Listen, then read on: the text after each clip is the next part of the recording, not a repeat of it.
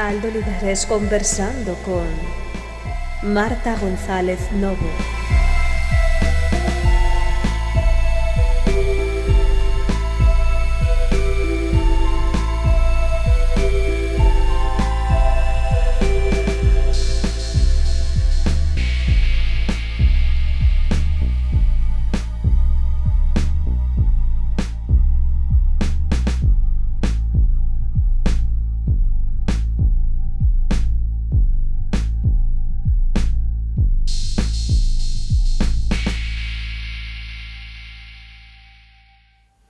Hola, ¿qué tal? ¿Cómo estamos? Hoy es un nuevo día de deslumbramiento, de talento, de encuentro con la curiosidad, de encuentro con la emoción y sobre todo de encuentro con personas que nos demuestran que ese gran más allá existe y que está cerca y que ese gran más allá tiene mucho que ver con la emoción, tiene mucho que ver con cuanto pensamos que queremos alcanzar y que lo encontramos y está cerca. Son personas que nos enseñan, que nos aportan, pero nos aportan desde un entusiasmo cercano, desde esa forma de compartir la emoción, esa forma de compartir el, ese no sé qué que hace que justamente surjan cosas pues interesantes, con peso, con potencia. Y una de esas personas que sé que lo vive, que sé que lo siente y que sé que lo tiene en profundidad, es mi querida Marta González Novo, que está aquí con nosotros y que la vais a ver en una pantalla aparte de la mía, porque hay un pequeño problema técnico, pero lo importante es que se le vea a ella y a mí me podéis escuchar sin ningún problema. Así que, querida Marta, bienvenida y que es fantástico que estés aquí con nosotros. Un placer y gracias por invitarme, Aldo. Pues yo estoy muy contento de charlar contigo porque fue un hallazgo poder encontrarte y poder estar ahí en ese estudio que ahora estamos viendo en la cadena SER y compartir cosas interesantísimas, compartir ese deslumbramiento al que siempre hago referencia en este canal. Quiero agradecer como siempre a Felipe R. Piedra y a Nacho R. Piedra que estén dando su soporte técnico, a Lasne de Orol que también está pues poniendo la voz en las intros y finales, y sobre todo quiero agradeceros que pues en este momento estemos acogiendo a Marta, porque Marta nos va a contar muchas cosas que son muy interesantes acerca de ese universo tan peculiar que tiene que ver con la comunicación, que tiene que ver quizás también con ese visitar otros mundos a través de las ondas, que me parece alucinante y fantástico. Y nada, Marta, yo quería preguntarte una cosa, ya entrando un poco en materia en este caminito de preguntas y respuestas y conversación que tenemos. Y yo lo primero que quería preguntarte es, que es una pregunta un poco tonta a lo mejor, pero ¿qué se siente cuando estás en la cabina, cuando estás en los estudios y no estás frente al micro? Cuando eres parte de ese decorado, digamos, del micro, ¿qué se siente? Pues para mí esto es un lugar sacrosanto y hay una magia enorme. Fíjate, el día que nos conocimos tú utilizaste un término que a mí me impactó, porque yo decía, qué maravilla cómo lo ha definido. Al final, tú con tu trabajo, como sensitivo, como comunicador también, dices, me convierto en una antena receptora. Y eso yo lo había sentido tantas veces. Yo este mes de noviembre, hace 25 años que trabajo en la cadena SER. Y muchas veces me he sentado y me pongo a hablar y cuando salgo de antena me decían, ¿cómo has sido capaz? Porque claro, nosotros vamos con un guión, ¿no? Pero muchas veces pues tú te saltas todo, y esa es la magia de la radio, te saltas todo el protocolo del guión y a veces yo sentía como un desdoblamiento, decía, la que acaba de decir todo eso increíble soy yo ahí dentro. Y digo, a veces me he sentido como un canal receptor que empezaba a hablar y digo, soy yo. Digo, yo lo defino como un desdoblamiento y en determinados momentos, hay ocasiones puntuales, la mayor parte de las veces soy yo, pero a veces es como si fuese un canal de transmisión. Y cuando tú lo definiste así, pensé, qué precisión a la hora de definir eso, porque tú dijiste, yo me siento como un canal, ¿no? Como si fuese una antena de radio, tú decías. Pues eso es una cosa, y es interesantísimo porque recuerdo que cuando estuvimos ese día allí en la radio, tú tenías, digamos, estabas pues a varias cosas a la vez, estabas en varios momentos de comunicación, en varios momentos de diálogo, ¿no? Y yo pensaba, pero aunque sé que hay una técnica detrás, aunque sé que hay ya una forma de hacer las cosas, pensaba, pero ¿cómo puede estar a 15 cosas al mismo tiempo y cómo lo hace? Y además con el disfrute, ¿no? que implica todo esto. ¿Crees que la radio es, digamos, un resorte por decirlo de algún modo, de intimidad hacia ti misma cuando estás metida? O sea, ¿qué te quiero decir con esto? Que a lo mejor cuando estás entre tantas cosas es como un viaje hacia ti misma, ¿verdad? Sí, porque muchas veces, sin decir por el programa, yo vivo muchas experiencias de mujeres que se sientan conmigo en el estudio que están a punto de ser desahuciadas. Mujeres víctimas de violencia de género. Llevo a los oyentes a viajes teatrales por propuestas teatrales que hay en Madrid increíbles. Temas de denuncia social, de denuncia política. Es decir, yo digo que tengo todo Madrid en la cabeza, ¿no? Porque hablamos de los conciertos de Madrid, de los teatros de Madrid, de los problemas de Madrid, de la Cañada Real. Entonces, al final, todo eso pasa por mí y me siento como ese canal que te decía, pero no puedes dejar de meterle también tu impronta, porque en muchas cosas, pues a lo mejor conoces a alguien, pues yo me he hecho amiga de la presidenta de la Cañada Real que lleva todo el tema de la mujer árabe y nos escribimos Ouda y yo con frecuencia, me pasa cosas, me cuenta cómo van sus hijas, es inevitable no inmiscuirte y no ser tú parte de ese proceso también, ¿no? O sea, hay una retroalimentación mutua. Pero eso es fascinante y además me encanta el hecho de la palabra que has utilizado, realimentación, ¿no? Que eso es como, justamente es eso.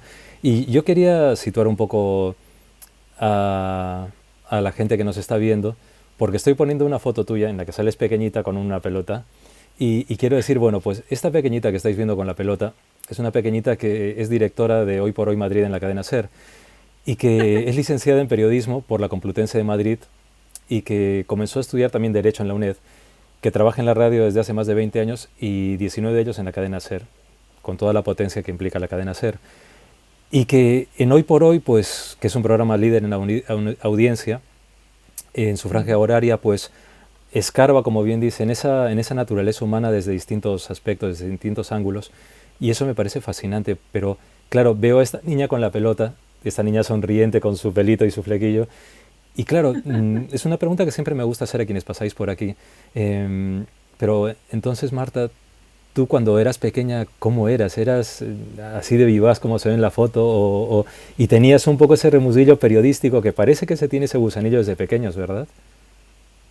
Pues yo esa foto, cuando la subí en Instagram, la puse con una canción de Rafael que me encanta, que puse Yo sigo siendo aquel. Y yo dije, yo sigo siendo aquella niña que estaba con una pelota en una playa, que tenía un montón de ilusiones, que era súper simpática, que hablaba con todo el mundo. Esto siempre me lo contaban mis padres, ¿no? Una vez me perdí en la playa, no sé si ese verano u otro, mis padres súper agobiados, mis tíos agobiadísimos, y me encontraron tranquilamente hablando no sé cuántas toallas más adelante, contándole a una señora y a su familia en qué trabajaban mis padres, lo que hacían mis tíos, que yo me llamaba Marta, qué colegio iba.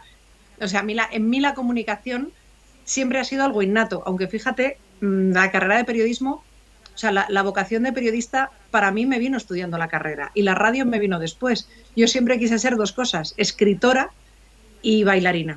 Mi padre nunca me quiso apuntar a clases de baile porque me veía tal pasión que dijo, esta no estudia nada más, con lo cual mejor que no baile, pues bailaba sola en casa y ahora he vuelto otra vez a clase de flamenco, lo he retomado después de 15 años, que me encanta.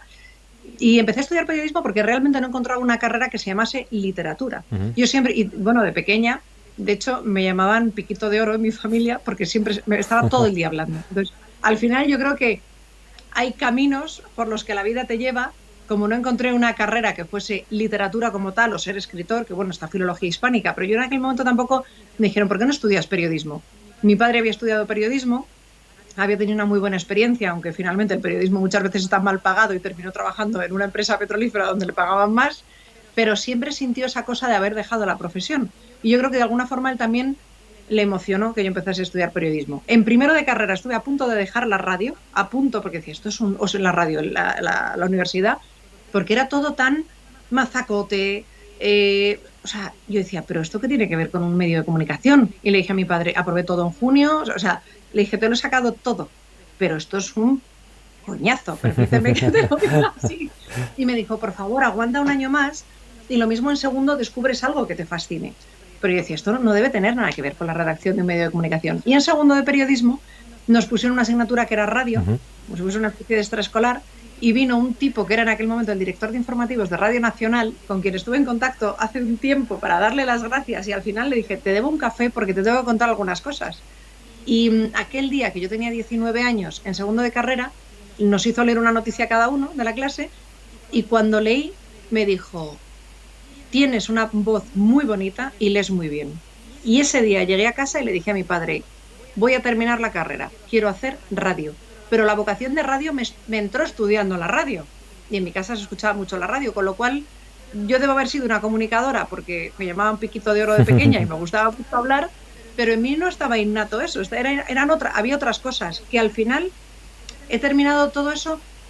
A mí hay una cosa que me gusta mucho contar. Hace unos años leí en un artículo en El País que las grandes universidades de Estados Unidos y de Inglaterra buscaban perfiles muy poliédricos. Ujú. Es decir, más que alguien que sea todo matrículas de honor, pues alguien que, por ejemplo, sepa bailar flamenco, sea capaz de bailar muñeiras, tenga un buen currículum Ujú. académico, o sea, que alguien que sea como muy poliédrico. Y yo me he dado cuenta de que todo ese componente poliédrico que tiene mi cabeza, una persona que ama el teatro, una persona que sabe lo que es el clásico español, que me encanta y me habría encantado ser bailarina también de clásico español.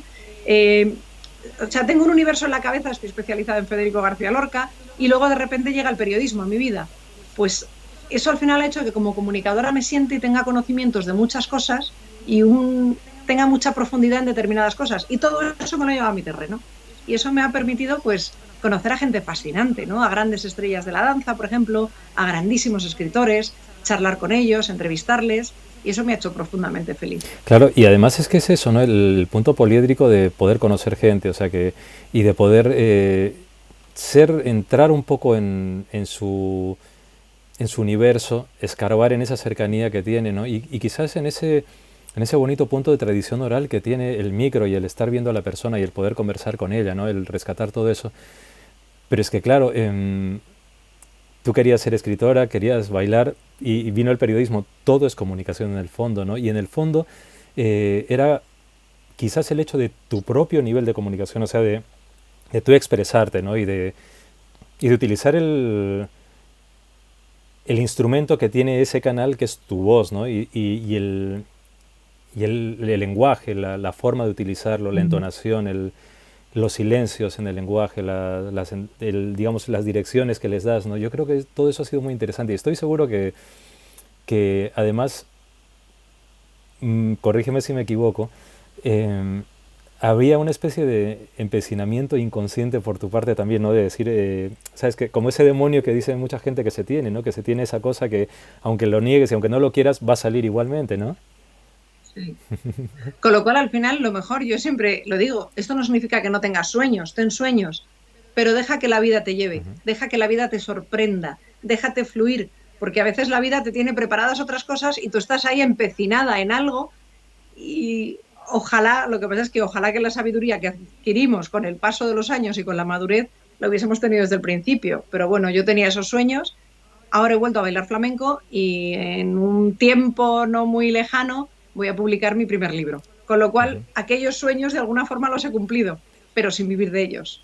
Claro, claro, pero lo bonito también es el hecho de plantearse que es una profesión, sí, pero en realidad, como tú dices, no es cumplir sueños y es vivir algo que no es tanto en el sentido de profesión acartonada y enmarcada en unos límites, sino es más bien el hecho de que el periodismo tiene la belleza, ¿no? De estirar muchas veces su propia respiración, por decirlo así, ¿no? Y que ya entras en otros terrenos, porque evidentemente haces periodismo, pero en el periodismo también haces sociología, también haces antropología, em, también, digamos, en cierto modo, es una nueva forma de ser cronista de la realidad, ¿no? Entonces, creo que eso es algo muy bonito y como tú dices también quizás es una profesión de riesgo en cuanto a que llama al pensamiento, en cuanto a que llama a la idea crítica de las cosas, ¿no? Y también llama un poco a ese tú a tú en el cual pues la persona que te está oyendo em, siente determinada empatía por ti y tú sientes determinada empatía por lo que ocurre, ¿no? Es algo muy, muy, muy variado y muy curioso. Pero mira cómo son las cosas, porque claro, tú cuando empezaste todo esto, tú llegaste a pensar en algún momento que todo esto iba a ocurrir, que ibas a estar donde estabas, que ibas a hacer todo lo que hacías, que te iban a dar pues 2 antenas de plata como te dieron, que el Parlamento de Andalucía te iba a dar premios y que ibas a tener más premios, eh, mm, que ibas a estar en Israel, que ibas a estar en Panamá, que ibas a estar en Pekín, que ibas a estar haciendo muchas cosas. ¿Tú pensabas que iba a llegar eso? ¿Tú lo planeabas? Nunca.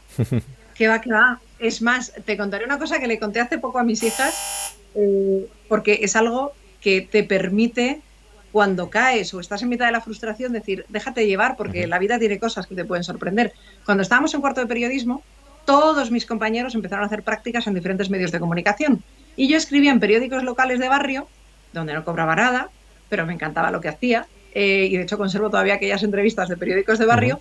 Pero claro, todo el mundo empezó a hacer prácticas, yo qué sé, en Antena 3, en la SER, en la COPE, en El Mundo, en ABC, en El País, y empezaron a entrar todos. Y yo, no me preguntes por qué, no entré en ningún sitio, no, o sea, no intenté hacer pruebas para entrar en ningún sitio, porque se me fueron pasando los tiempos. Esto hay un momento en el mes de abril o mayo, y todo el mundo ese verano empezó a hacer prácticas. No, fue en tercero de carrera, en cuarto sí, porque ya entré yo. Y compañeros míos decían, porque yo recuerdo que un profesor de radio, un profesor de la universidad, el que nos daba, no sé si era tecnología de la información, que llegó y dijo, de los, no sé cuántos éramos en clase, de los 80 alumnos que sois en clase, solo trabajaréis como periodistas 7. Y dices, ostras, pues menudo ánimo, te estoy hablando de hace 25 Ya. años. Entonces yo me agobié mucho aquel verano porque estaban todos mis compañeros de prácticas en diferentes medios de comunicación. Y además no conocía a nadie, o sea, ni mi familia conocía a ningún periodista, ni teníamos contacto con ningún periodista, con lo cual digo, ¿cómo voy a llegar yo ahí?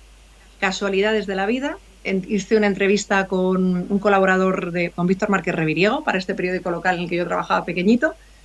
Y me dijo, oye, y él me puso en antecedentes, me contó cómo era esto muchos meses después de que mis compañeros Ujú. ya hubiesen pasado y me decían, Marta, te vas a quedar atrás y no vas a poder entrar en ningún sitio. Bueno, pues el verano siguiente conseguí entrar de prácticas en la COPE.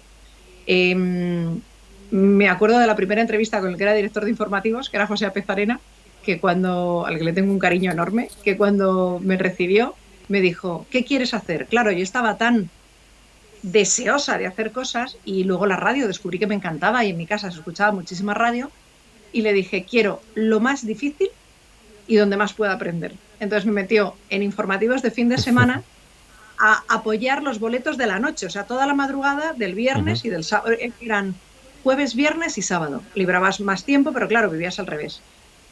Y fui muy feliz en aquel tiempo. Recuerdo que trabajaba con Antonio Jiménez, que era el que hacía los informativos del fin de semana, con quien además estuve comiendo hace no demasiado, y para mí fue toda una aventura. Con lo cual, ¿qué quiero decir con esto? Que aunque parezca en un momento dado que la vida se tuerce, es decir, yo en aquel primer momento, todos mis compañeros de clase haciendo prácticas y yo no estaba en ningún sitio, digo, me voy a tener que dedicar a otra cosa, Ujú. porque voy a llegar la última. Llegar el último no significa que no vayas a llegar, porque ahora veo a mis compañeros de clase, sigo siendo amiga del grupo del que éramos amigos y nos vemos una vez al mes todos y nos llevamos muy bien y, y al final, pues la única que tiene de aquella clase 2 antenas de plata y un premio del Parlamento de Andalucía y dirige un programa de radio que es líder de audiencia desde hace 12 años y lleva 25 en la cadena SER, soy yo. Es decir, a veces no hay que llegar el primero, hay que dejar que la vida sea. Claro, y además con esa forma tan, ¿por qué no decirlo mágica, de mensajes que va dando la propia vida, ¿no? Esos mensajes que pues te llevan a eso, te llevaron a estar en ese turno nocturno, eh, pero también te llevaron a conocer a Aznavour, te llevaron a charlar con, no sé, con Rafael, te llevó a tener conversaciones con Jane Goodall o con Eduardo Galeano. Entonces es todo un trayecto interesantísimo, o con Saji Hawass también, o sea, con franjas muy distintas, ¿no? de la cultura y de la historia y de la actualidad. Pero claro, eh, además de todo esto, hay una Marta que está preparando un libro y hay una Marta a la que le interesan temas que digamos que rondarían el gran misterio de la propia vida, ¿no? Porque, por ejemplo, eres especialista en García Lorca y claro, García Lorca es un misterio de vida, de poesía, de proyección, de deslumbramiento. Y me gustaría que nos contases un poco qué es para ti García Lorca y qué te supone a ti García Lorca. Uf. Federico es todo. O sea, yo ni siquiera puedo decir García Lorca, para mí es Federico. Yo leí con 11 años Mariana Pineda en un libro que había heredado de mi abuela, Concha Agustí. Mi abuela murió cuando yo tenía año y medio y para mí leer Mariana Pineda eh, con 11 años fue demoledor porque es una historia real además de una heroína de Granada que lucha para apoyar a los liberales contra la dictadura de Fernando VII y que termina siendo, que la terminan matando en el intento. La detienen, en fin, y leer todo aquello. Luego a empezar a leer el resto del teatro de Federico. Federico está en mi vida de una forma permanente. Me ha regalado momentos increíbles que jamás ni soñé. He tenido la oportunidad de realizar una investigación y una tesis doctoral que llamé La pulsión de muerte en Lorca en torno a él. Federico era un medium. Yo siempre he vibrado mucho en las cosas mágicas, me encantan, aunque siempre les he tenido un cierto pudor hasta que me reconcilié con ellas, porque desde niña me empezaron a pasar cosas, que ahora te contaré alguna también, y eso me hizo huir durante un tiempo porque pensé, esto que está pasando es muy raro, no lo entiendo, y me pasaba cuando escribía poesía, porque yo desde los, yo que sé, tengo poemas guardados míos, chorras, de estos que empiezas a escribir con 7, 8 en diarios, 9, 10 años, y hubo una vez que me pasó una cosa con un poema que luego, o sea, por eso mi tesis doctoral en Lorca se llamó La pulsión de muerte en Lorca, porque Federico, y esto lo ha contado Ian Gibson en alguna ocasión, era un medium, era un canal receptor. Y esto hablándolo contigo, también me decías un día, Aldo, esto es, tienes como una especie de conciencia ampliada, ¿no? Cuando escribes.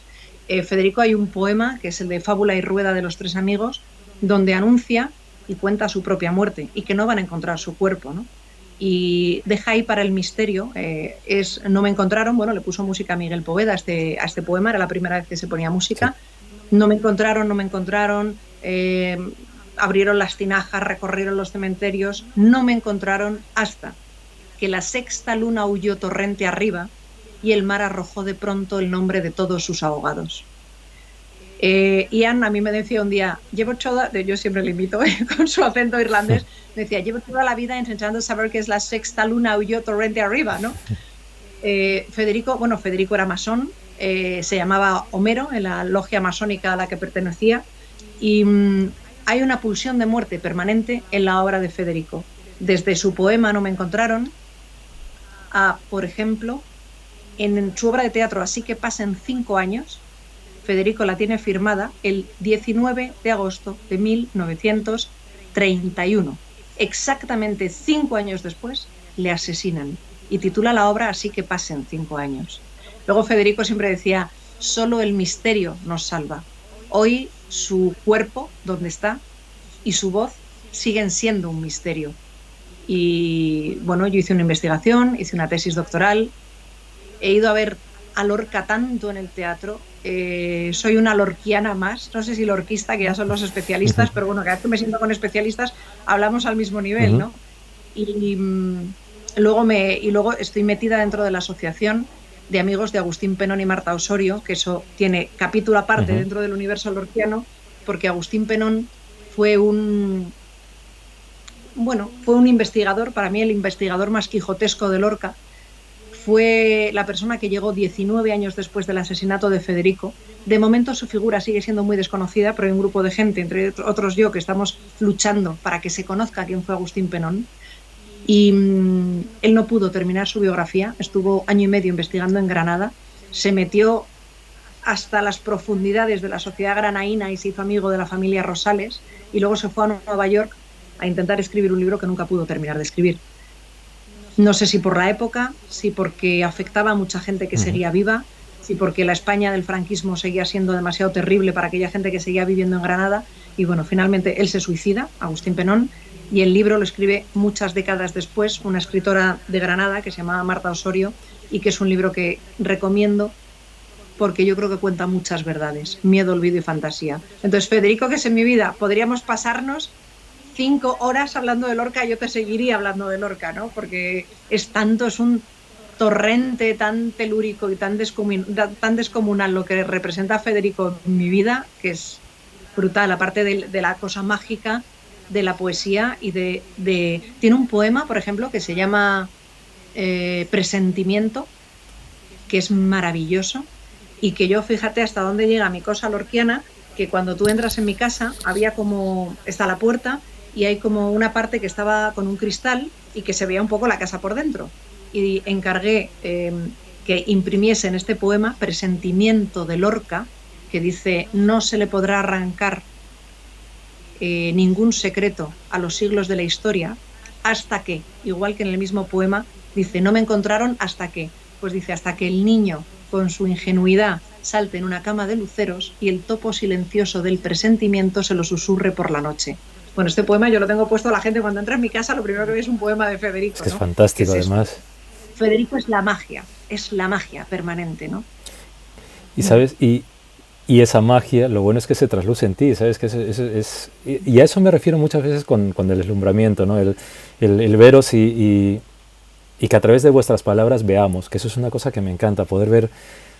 Y claro, es que lo haces también en la radio, pero claro, en esa radio donde pues nombrábamos a Rafael, ahora estoy poniendo una imagen con Rafael también, alguien que si tus palabras a través de los micrófonos son gestos, pues él es una persona que también el gesto se traduce a través de la música, ¿no? Y yo quería preguntarte, porque hemos hablado de la poesía, claro, ¿cómo es tu contacto hoy con la poesía? Porque decías esos poemas de pequeña, pero sé y me has contado que llevas mucho tiempo también escribiendo. ¿Cómo es tu contacto con la poesía? Pues mira, acabo de terminar un libro que precisamente las personas que lo han leído me decían: hay poesía en cada rincón del libro, ¿no? Y hay una historia que cuento en el libro que es verdad. Yo a partir de ese momento empecé a escribir menos poesía, a partir de lo que me ocurrió, que el día que tú y yo nos conocimos te lo conté, sí, y que me impactó mucho, porque cuando estaba estudiando segundo de periodismo, yo iba escribiendo poesía a tiempo, pero bueno, siempre escribía pues de lo que escribe todo el mundo, era muy... Entonces hubo una noche que me fui a dormir, tenía un examen al día siguiente, segundo de periodismo, y me empiezan a venir flasazos de un poema a la cabeza. Me muero en Sevilla me estoy muriendo. Yo decía, no conocía Sevilla y nunca había escrito de la muerte. Y me muero en Sevilla y te voy a recitar el poema, que es breve, es como muy lorquiano porque tiene esa sonoridad flamenca, ¿no? Y ese poema, además, yo siempre he sabido que no lo escribí yo, porque me venía todo el rato la imagen de mi abuela, que escribía poesía desde niña, sí, de mi bisabuelo, que también era profesor de literatura en San Fernando, en Cádiz, que también escribía poesía y que yo conservo sus poemas. Y yo tenía a mi abuela permanentemente en la cabeza esa noche. Y hubo un momento que algo me dijo: levántate y escribe, porque como no escribas este poema, el poema no te va a dejar dormir. Jamás me había ocurrido esto. Entonces me levanté y me puse a escribir poema, y es que me salió al dictado. Yo siempre, pues, tú buscas rimas, ¿no? Trillo busca rima con lillo, yo qué sé. Pues yo no busqué rimas. O sea, era escritura automática. Y yo iba escribiendo: que viene mi gitanilla cantando por los olivos, que viene mi buena amiga que quiere bailar conmigo, que arranca por Seguirillas y sigue por Soleares y lleva con su guadaña el ritmo de los compases. Mi amiga la muerte viene navegando por el río, y yo en Sevilla la espero, en mi tierra, en mi cobijo, y que viene lisonjera, compañera de fatigas, y yo la espero sentada a orillas del Guadalquivir porque quiero que mis cenizas las esparza por aquí, y quiero que juntas requiebren a mi tierra, a mi Sevilla. Así, cuando vengas a buscarme, enjuta, vieja, sombría, iré a recibirte con 1000 honores. Pero sabe, compañera, vieja amiga, que solo quiero dormir el sueño de la otra vida cuando vengas a buscarme a mi tierra, a mi Sevilla. Así me vino el poema, tal cual. Lo terminé de escribir, dejé el poema en la habitación y me fui a dormir. Al día siguiente me levanto, me voy a la universidad, hago el examen de tecnología de la información, vuelvo de la universidad y me encuentro a mi madre llorando en la cocina. Y digo, uy, ¿qué ha pasado? Y me dice mi madre: anoche murió el tío Salvador en Sevilla, que era el primo favorito, yo le conocía, de mi abuela Concha Agustí. Claro, yo me quedé helada y le dije a mi madre: te voy a traer algo que escribí anoche que no entendí y que estaba todo el rato pensando en la abuela. Claro. Y le di a mi madre el poema. bueno, nos quedamos las dos, te puedes imaginar. Y a raíz de eso, que me impactó tanto y de varias cosas más que pasaron, tuve un sueño premonitorio también en aquella época, que fue una tontería, ¿no? Pero ahora te lo contaré Sí. también. Empecé a dejar de escribir poesía y me gustaría retomar, ahora que presento el libro, me gustaría retomar, volver a escribir poesía otra vez. El sueño premonitorio que tuve, porque además, claro, yo todo esto lo he vivido siempre con testigos, Ujú. ¿no? Em, Estando, yo creo que había terminado la carrera, yo había terminado, no, perdón, estaba en segundo de carrera y tenía un novio por aquel entonces con el que estuve 5 años, que estaba metido en mi familia, yo en la suya, veraneábamos juntos y mis padres tenían una casa, ahora que se ha producido lo de la Dana, tenían un chalet en el Álamo donde íbamos a veranear toda la familia y él se vino con nosotros. Y sus padres, él había pasado las pruebas de selectividad, yo le había ayudado muchísimo a estudiar, nos metíamos a la habitación, yo le pasaba la lista de los Reyes Godos, la historia, todo. Y tenía que llegarle la carta de la Complutense, diciéndole dónde había entrado. Esto era principios de agosto, estamos hablando del 3, 4, 5, 6 de agosto. La carta le tenía que llegar a finales de agosto. Ujú. Y él, recuerdo que había puesto periodismo, publicidad, filología hispánica e historia de cuarta. Y entonces nos levantamos una mañana, estamos mi hermana, él y yo haciendo las camas y le digo, ay, me acabo de acordar del sueño que he tenido. Digo, he soñado que llamaba a tu madre y que entrabas en historia.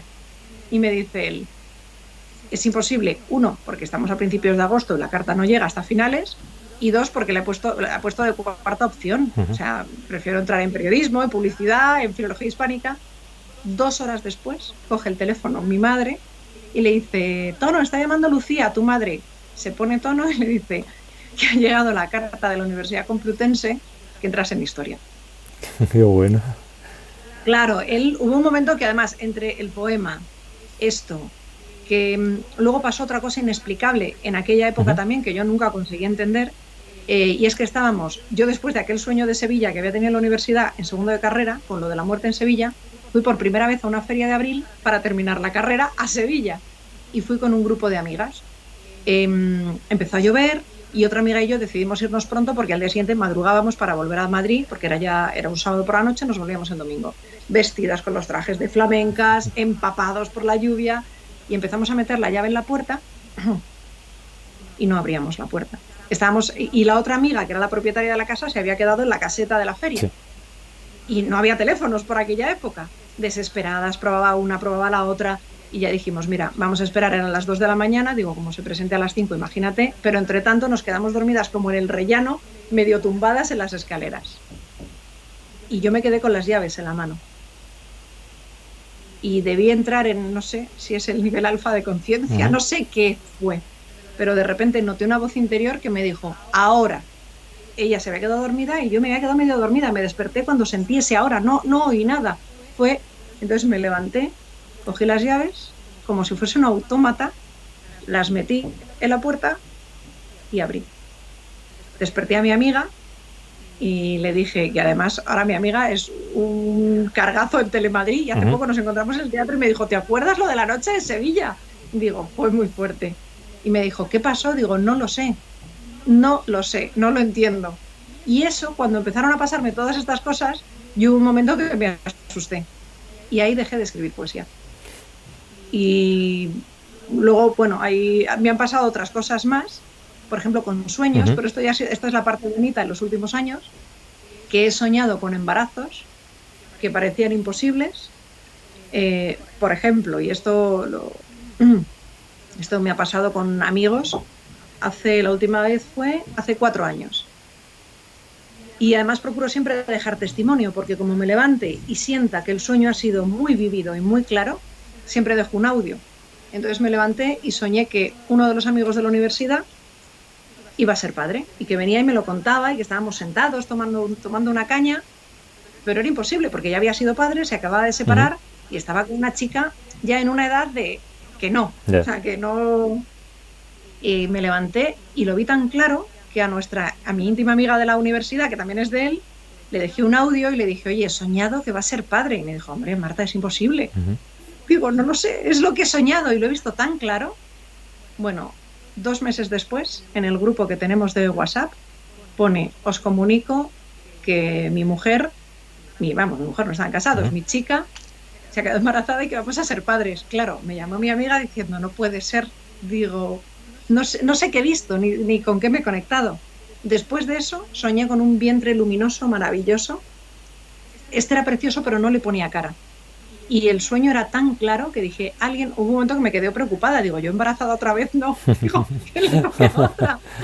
digo, ¿quién será? Y de repente me acordé de mi prima, que había pasado por un cáncer y que lo había pasado muy mal. Y pensé, es mi prima. Y le dejé un audio y le dije, no sé en qué fase estás ni cómo, pero he visto un vientre lleno de luz, luminoso, y creo que eres tú. Y bueno, se echó a reír.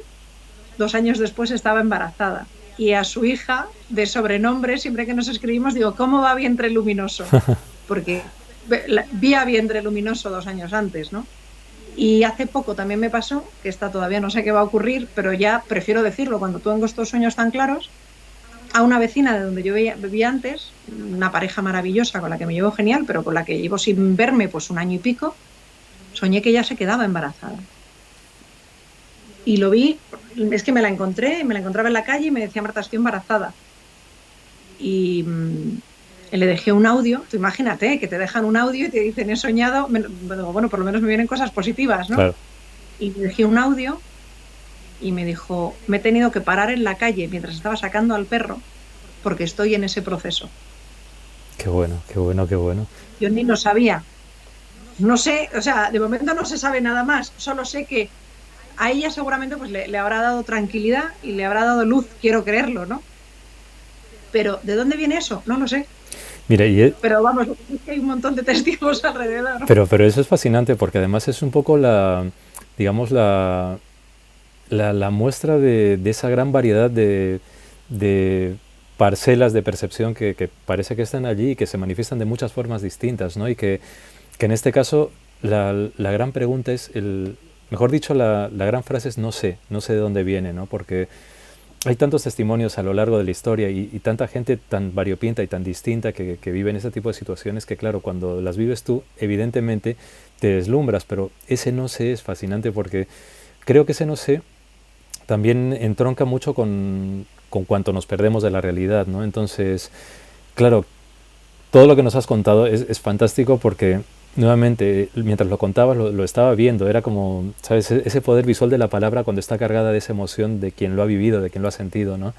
Y es bonito porque, claro, estamos hablando contigo y hablando contigo, pues has hecho tantas cosas, sigues haciendo tantas cosas, el estar frente al micro siempre creo que es un salto al vacío. Has hecho cosas en la tele también con el programa del verano, ¿no? ¿De Telecinco? Sí, claro, que era Ya es verano con Frank Blanco y Verónica Dulanto, ¿no? Y entonces, claro, siempre es el punto de la expresión, siempre es el punto de la comunicación, siempre es el punto de ser tú, de manifestarte, ¿no? De, digamos, extender un poco ese brazo para que el emisor y el receptor se conviertan en algo bonito, en una escena bonita, ¿no? Porque siempre pienso que los programas de la tele, los programas de radio, son como lapsos en los cuales se concentra algo y son como pequeñas obras, ¿no? Entonces, pero claro, me surgen viéndote, me surge otra pregunta, que igual es una pregunta tonta también, pero no sé, Marta, cuando ¿no te ha pasado nunca de estar de repente en el micro y quedarte en blanco o de repente decir ¿y ahora qué digo? O no sé qué voy a decir o sentir que te va a venir un ataque de tos y cómo controlarlo en una entrevista que era súper importante o cuando estabas diciendo algo importante? Sé que suena a tontería todas estas preguntas, pero ¿sabes? No, fíjate, de hecho, durante varios años yo sustituí la ventana a Gemma y en aquel momento, tú piensas, yo tengo faringitis crónica y rinitis alérgica y claro, vivo de la voz. Y le cogí terror, o sea, todo esto ha hecho, el tener esto previamente ha hecho que cambie mucho mi alimentación, que tenga, o sea, ahora mismo no tengo nada, o sea, y lo que tengo, desde luego no se me nota y no me afecta a mi día a día, ¿no? Pues en aquel tiempo, que yo era muy cría, porque de aquello debe hacer 17 años, ahora a lo mejor, 17 años, me tuve que ir a trabajar con una foniatra súper prestigiosa durante 6 meses. De hecho, cuando me dieron el premio del Parlamento de Andalucía, por el primer programa de radio que se hacía desde la casa de Valderrubio de la familia García Lorca, donde Federico escribe en la casa de Bernarda Alba. Nunca un programa de radio, había hecho un programa desde allí. Todo el dinero que yo gané en ese premio lo gasté en la foniatra para aprender a colocar la voz. Y yo antes de entrar en antena cada día coloco la voz, canto, hago una serie de gorgoritos, o sea, tengo como una especie de liturgia para protegerme la voz y tener una buena voz, ¿no? Pero sí, ese pánico lo he tenido. O sea, recuerdo que, por ejemplo, muchas veces hacer esto es cerrar el micro, ¿no? Pues te pueden contar los técnicos de esta casa con los que llevo trabajando 1000 años, la cantidad de veces que hago así, porque pues como que se te queda aquí algo entre las cuerdas vocales, y luego pues he ido, por ejemplo, con Cansado, antes de entrar en antena, Cansado, el de Family Cansado, que Cansado fue colaborador de la casa muchísimos años también, me enseñaba técnicas para colocar la voz. Y tú imagínate ahora hasta qué punto que el otro día me encantó, vino Claudio Tolcachir, el director de teatro, que es una eminencia en Latinoamérica y en España, que ahora mismo está en el Teatro de la Abadía, y me dijo: Marta, me encuentro fatal de la garganta, ¿qué hago? Y me vi dándole consejos, yo explicando cuál es mi liturgia diaria para cuidarme la voz a Claudio Tolcachir, ¿no? Qué bueno, qué bueno. Y mira, estoy pensando el día que estuvimos, que nos invitaste, con el grupo EPTA que fuimos, recuerdo que, claro, estábamos hablando y... Claro, Sol y Piedit, mis compañeras, te iban contando muchas cosas que aparentemente pueden parecer pues muy locas o muy extrañas o muy fantásticas según se vea, pero que ocurren, que están ahí. Y recuerdo que nos preguntabas, pero fue muy bonito porque luego cuando nos íbamos comentábamos, ¿no?, que tus preguntas eran genuinas, que no eran preguntas de alguien que está haciendo una entrevista y que ya, ¿no?, sino que eran genuinas y que había una curiosidad y había un interés. Entonces, claro, eso también es importante porque es parte de no perder la frescura, ¿no?, frente al micro y como alguien como una comunicadora que eres en el fondo, porque periodista sí, pero yo te diría que más comunicadora porque es un amplio espectro, ¿no?, el abarcar todo. Entonces creo que el practicar esas técnicas, el hacer todo esto, el hacer así, aunque claro, estás en el directo y muchas veces es complicado, ¿no? Creo que al final, no sé, igual te da la sensación de que permanentemente, sí, aprendes cosas, pero no dejas de ser un poco aprendiz de ti misma también, ¿verdad? Y darte cuenta pues que nunca se deja de aprender, ¿no? Es que yo voy con los ojos de la curiosidad y puedo llevar un guión, o sea, al equipo siempre le digo, no me liéis con guiones donde yo tenga que leer 3 párrafos, o sea, id a lo que viene a ser a titulares, porque yo tengo un guión con unas preguntas, pero luego te miro y te miro a los ojos y además siempre miro al ojo derecho, porque ahí veo, yo qué sé, la niñez, la infancia, la ingenuidad, o no, veo otras cosas que a lo mejor me gustan menos. O sea, al final siento como si sentase en el estudio, o sea, haciendo un programa de radio cada día desde hace tantísimos años, desarrollas muchas cosas de psicología. Tú eres un sensitivo, yo lo siento desde otro lugar, ¿no? Con lo cual el guión de radio me vale para ir documentada, pero luego yo me dejo fascinar por el entrevistado o por la entrevistada. Quiero que me fascinen para ser capaz de convertirme en ese canal que fascina al oyente. Entonces, si yo siguiese un guión de radio tal cual, pregunta 1, pregunta 2, me estaría perdiendo todo del invitado. Yo tengo que llevar el guión interiorizado, saber con quién me estoy sentando y a partir de ahí fluir. Y luego, hombre, es muy importante tener un bagaje, por ejemplo, he entrevistado al director creativo de Medea, del Teatro Real, con el que se ha inaugurado con Medea la gran temporada del Teatro Real este año. Yo he visto ya Medea, entonces me parece importante, o sea, un periodista, un comunicador, yo me siento más en el papel de comunicadora que de periodista, tiene que tener un bagaje en la cultura. Le apasione más, hombre, de Lorca, pues me lo sé que casi todo, pero tú tienes que haber ido a ver Medea también alguna vez al Teatro Real. Y tienes que saber que se está cociendo en Madrid y luego también en el Madrid del drama y en el Madrid de las becas de comedor. Con lo cual voy sin máscaras, porque al final el micrófono, yo siempre digo que es un espejo, y al micrófono le puedes engañar un día, 2, 3, 4 y 5, pero al 10º te destapa. Y destapa si estás empatizando con el oyente, si eres una persona simpática, o sea, a mí me gusta escuchar la radio y pensar, me iría a tomar una caña con esa persona, porque me parece de verdad y me parece auténtica. Y yo hay veces que escucho a gente y digo, yo hago así, se me eriza la piel. El micrófono te desnuda con tus miserias y con tus glorias.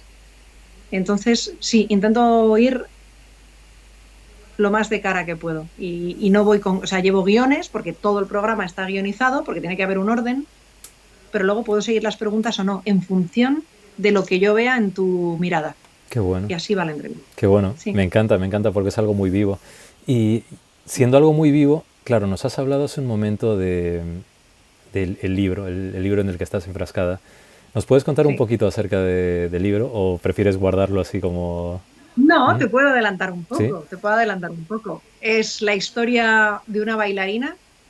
Me lo he traído todo a cosas que a mí me resonasen mucho para que me resultase fácil escribirlo. Es decir, es la historia de una bailarina de clásico español que se ha formado en el Conservatorio de Mariemma y que la novela empieza con la primera vez que ella estrena como solista y como primera bailarina en el Teatro L'Étoile de París, el Fandango del Padre Soler.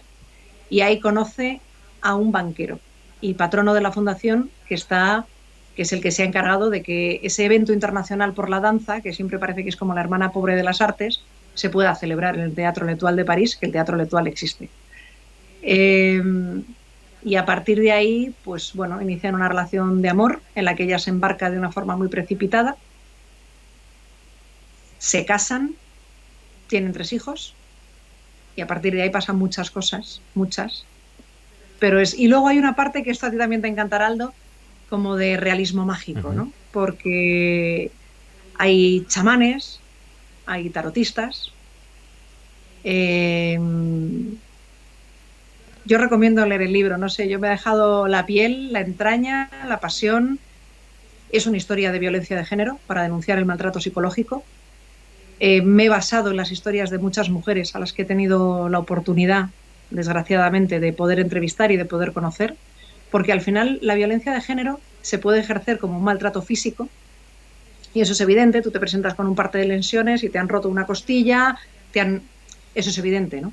Pero hay una violencia de género mucho más sutil, mucho menos reconocida de momento, que es el maltrato psicológico, que es lo que sufre esta mujer, que se llama Rebeca Agustí, y cómo la va minando a lo largo de los años y a través del tiempo.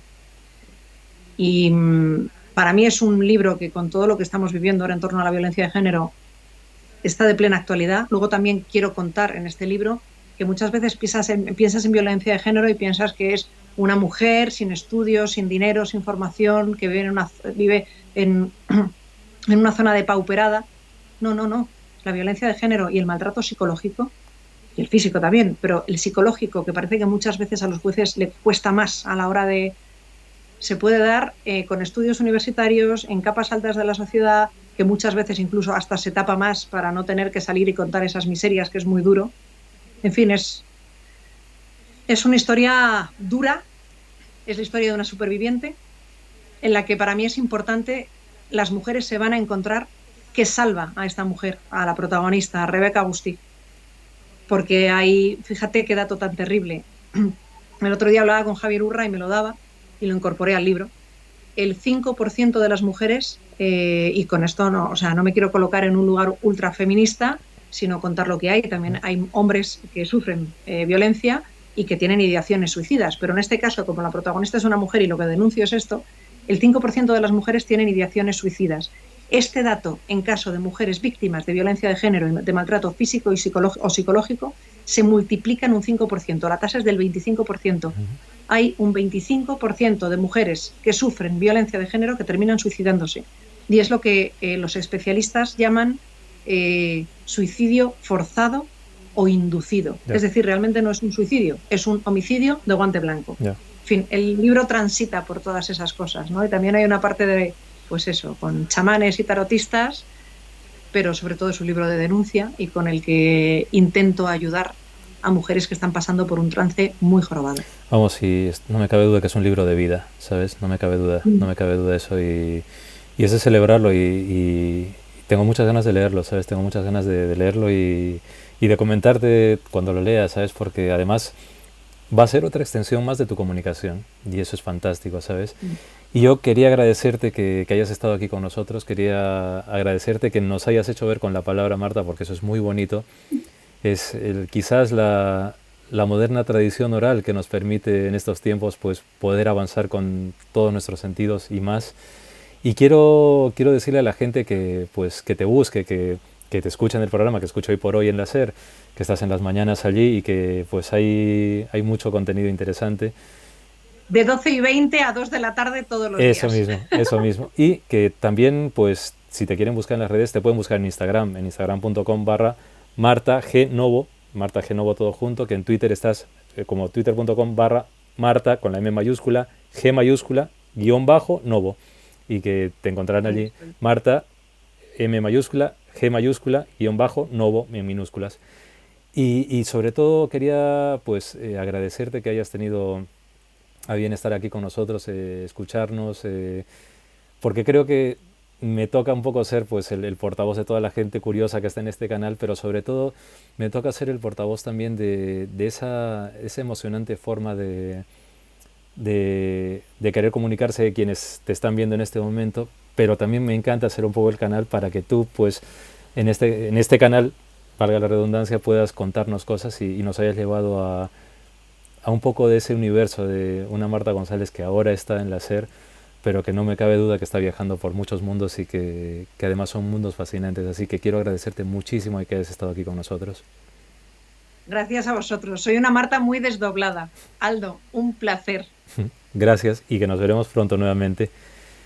Nos veremos pronto. Y quiero agradeceros a todos y a todas que pues hayáis estado aquí, que nos hayáis acompañado y que, lo que digo siempre, saquéis de lo que ha dicho Marta pues todo lo que podáis, exprimidlo, investigad en lo que ha hecho y lo que está haciendo y lo que hará. Investigad en ese Lorca que, como ha dicho Marta, pues tiene esa gran mediunidad de la vida viva, ¿no? Esa vida que está hasta ahora tan bullente.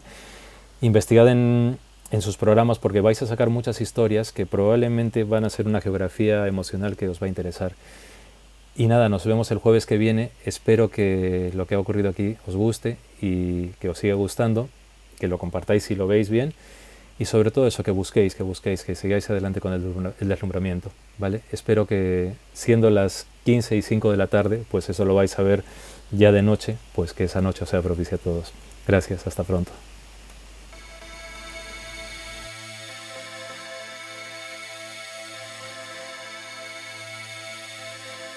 aldolinares.com